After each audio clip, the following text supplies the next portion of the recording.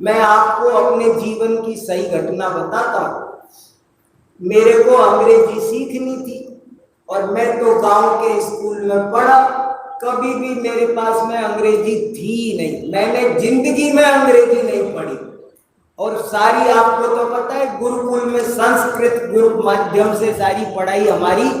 आज हम संस्कृत धारा प्रवाह बोल सकते हैं, लेकिन अंग्रेजी में हम जीरो, अंग्रेजी नहीं आती।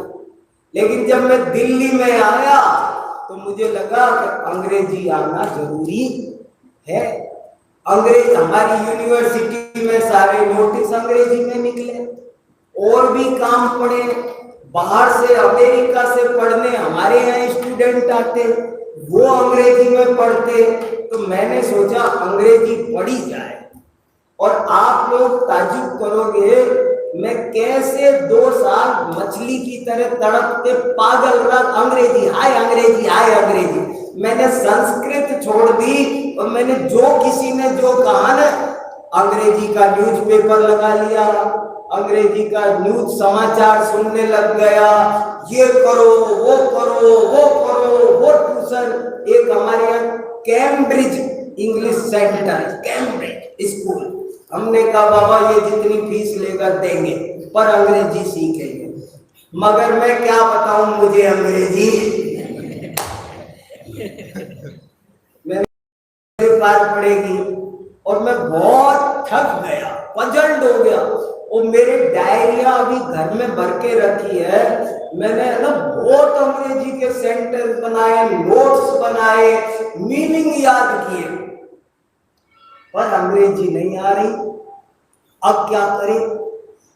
आखिरकार मैंने क्या किया कि हमारे घर के पास में एक छोटा सा ऐसे ही स्कूल चलता है, और उसमें प्राइमरी स्कूल वालों को एक टीचर अंग्रेजी पढ़ाती है।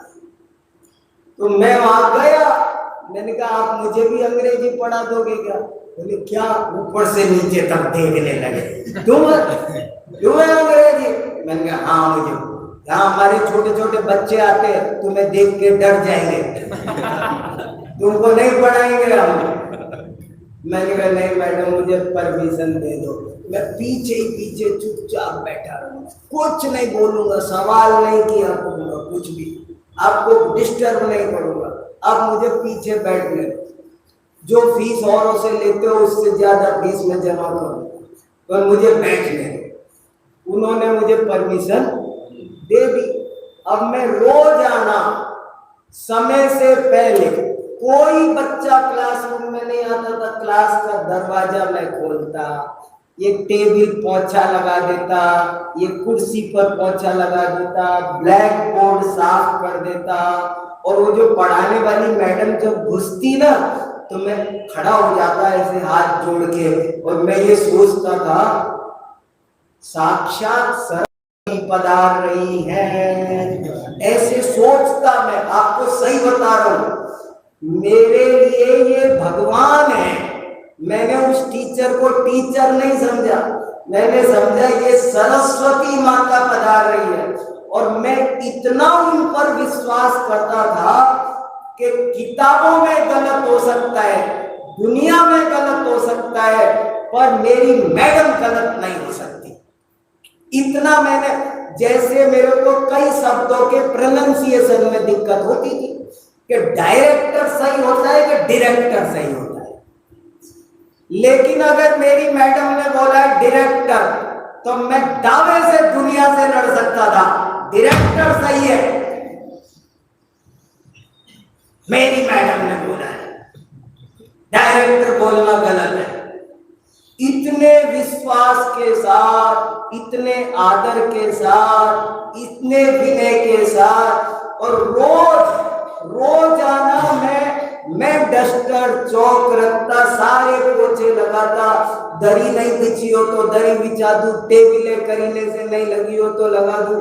और ये काम मैंने 6 महीने भी नहीं किया, और जो वो बताए वो सीखना, वो अनुवाद करना।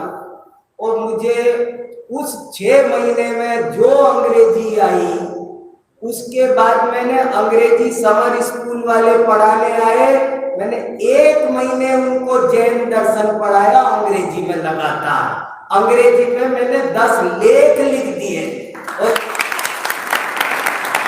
आज मैं धड़ल्ले से अंग्रेजी में पढ़ लेता हूँ, बोल लेता हूँ, लिख लेता हूँ, क्लास ले लेता हूँ। कैसे ले लेता हूँ? मुझे ये समझ में आया कि ये और कोई चमत्कार नहीं है। पैसे तो मैंने बहुत खरीदे थे, किताबें तो मैंने बहुत खर्च की थी, दूर दूर तक बहुत गया था, और मुझे जिस दिन अंग्रेजी आई उस दिन मेरी इस विनय के कारण आई। विद्या विनय से आती है। जब आप टीचर्स की बुराई करोगे, जब आप अपने सब्जेक्ट, हम कितने ही बच्चे संस्कृत पढ़ते हैं और कहते संस्कृत बेकार सा विषय हमारी तकदीर में पड़ गया। आपको उसके प्रति विनय नहीं है, आपको आएगी कैसे संस्कृत? जब आप उसकी निंदा कर रहे हो, जब आप उस विषय की और उस विषय के अध्यापक की निंदा कर रहे हो, तो वो ज्ञान आपको कभी आ सकता नहीं है। इसलिए विनयाचार